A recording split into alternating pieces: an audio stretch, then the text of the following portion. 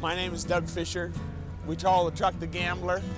I came up with that idea. The man that I work for is, I've watched him in a casino and I just think that he has a fun time there, and so that's where I came up with the name. People do a lot of different things with headlights on big trucks.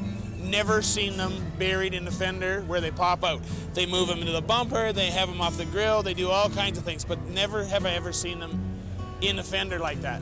So the guy that I had do all the custom work, I said to him that's what I wanted, and he said sure, he could do that. All the fenders, all the work on the hood, the cowl induction, the vents in the hood, took away the step boxes and made all that down there. He did all that. We took it to a concert in September of last year, and he agreed to sign it. My wife went to a lot of work. She did a lot of email and back and forth with tour managers, and they finally said, yep, you bring it, we'll sign it. And he came out about 15 minutes before he went on stage, signed the hood and disappeared. He wasn't with us for very long at all. Like he took a couple of pictures of my wife and I in front of the truck, and then he was on stage. This is one of the scenes of the original Gambler movie.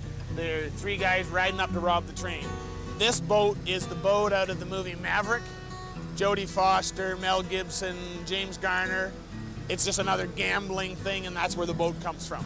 We were talking about guns. We figured it's part of the Western thing, and gambling and guns, and needed to do something. We thought about a gun for CB microphone.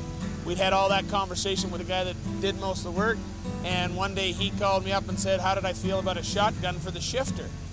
And thought that sounded like a great idea. He said he knew somebody he thought who would donate the shotgun, and some old guy that he knew, and sure enough, he did come through with the shotgun, and they managed to put it in there. It was an actual working shotgun, yep, and we turned it into a stick shift.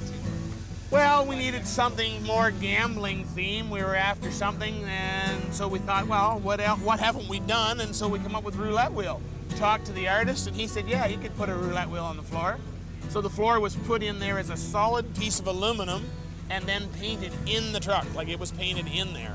My family and I were watching the movie, the original movie, one night at home, and somebody comes in from the street into the saloon, and these doors are in the original movie.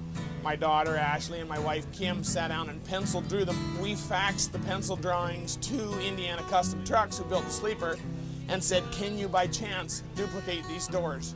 And they did. They were exactly, if you watch the movie, they're exactly the same as what's in the movie.